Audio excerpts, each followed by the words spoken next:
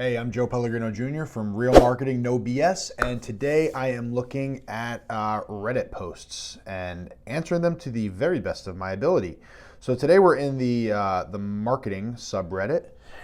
So let's dive in. Okay, this one's actually really interesting. So Gamer X Raid is looking at. He's got the question: the third world country digital marketing experience. Guessing what he's doing is he's asking how do you market using digital marketing in a third world country. So this is actually something that I have a little bit of experience with, particularly in Cuba, which is a little bit different because they don't actually have as quite widespread internet adoption as we do, particularly from desktop. Everything for them is mobile oriented. What's also really interesting about Cuba and about the third world generally is that everything is very community driven, right? So a lot of what you see working really, really well from a digital marketing perspective, down in the islands, down in Africa and things of that nature, is a lot more of the community kind of sharing stuff like Facebook Marketplace, Facebook groups, things of that nature. That's usually what works pretty well from my experience. All right, let's find another one here. Oh, here's an easy one.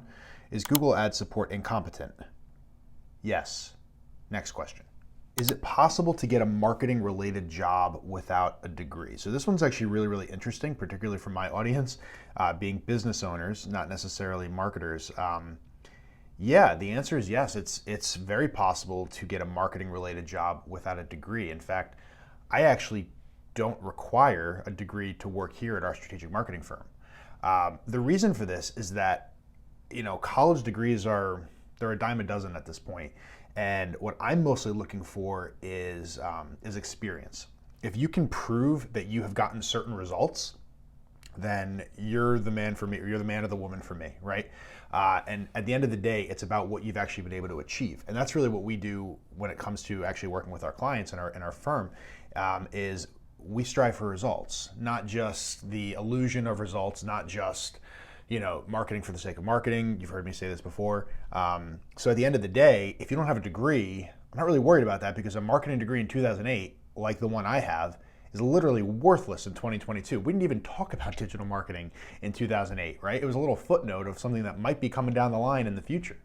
And here we are now, and that's what marketing is, right?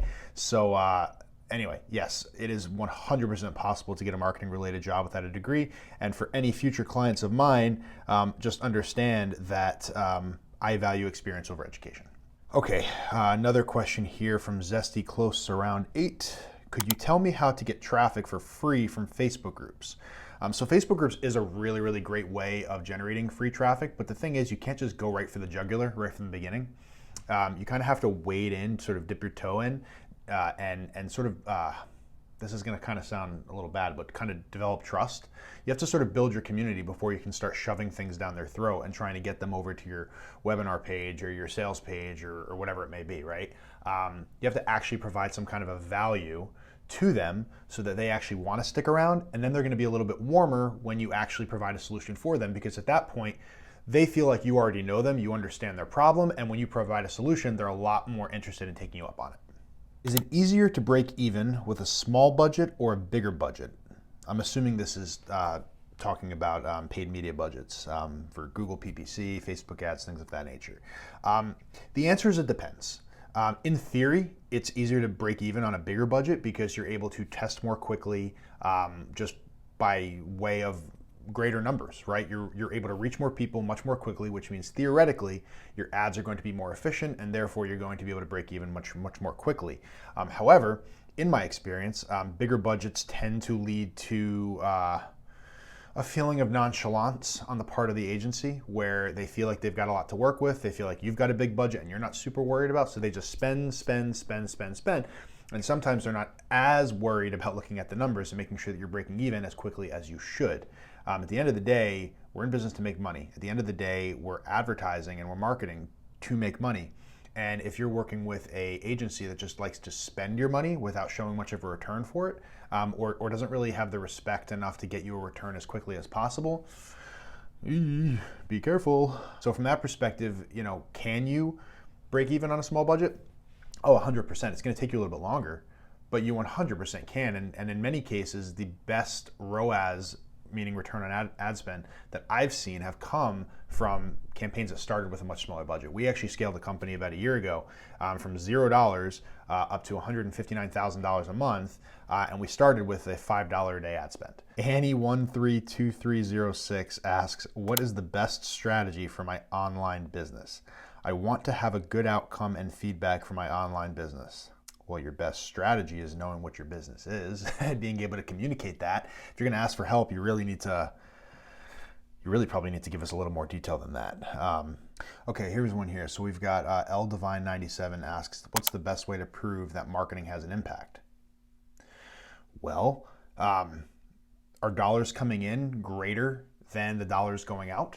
Is there a result that you connect back to your marketing efforts? I mean, the best way to prove that marketing has an impact is to make sure that you're actually tracking things, you're actually able to answer these questions intelligently so that people can actually, people can actually stand by their work and people can actually see what impact their marketing has. This happens so many times for so many businesses where it's just a ton of money going out, and yeah, money's coming in, but is it connected to the marketing?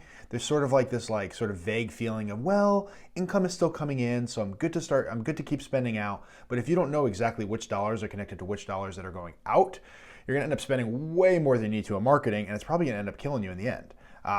So the best way to prove that marketing has an impact is to be tracking everything and actually take a look under the hood and make sure that you're able to connect everything back. Don't get lazy, right? This is the time to watch things like a hawk and really be able to see, okay, how much is going out, how much is coming in, what's connected to what, and that'll tell you whether or not your marketing has an impact. So this is always fun, kind of checking through the subreddit marketing. I have episodes where I go through marketing, where I go through startup resources, where I go through small business. It's always fun kind of hearing what people are saying on Reddit. It's always really good to kind of hear from the audience, right? Like, what are people actually thinking about and talking through? It's interesting, the difference between like the super complex questions and then like the super basic questions. You can kind of tell who's who on this. But anyway, follow me, hit subscribe. To see more videos like this, where I go through Reddit threads, give really great, thoughtful answers and reactions to Reddit comments and questions. And my whole shtick is I want to make marketing honest again. At the end of the day, if I can make marketing honest again, then marketing becomes profitable again for small businesses. And if it can become profitable again, well, it really starts to make sense, doesn't it? I'm Joe Pellegrino, and I'll see you next time.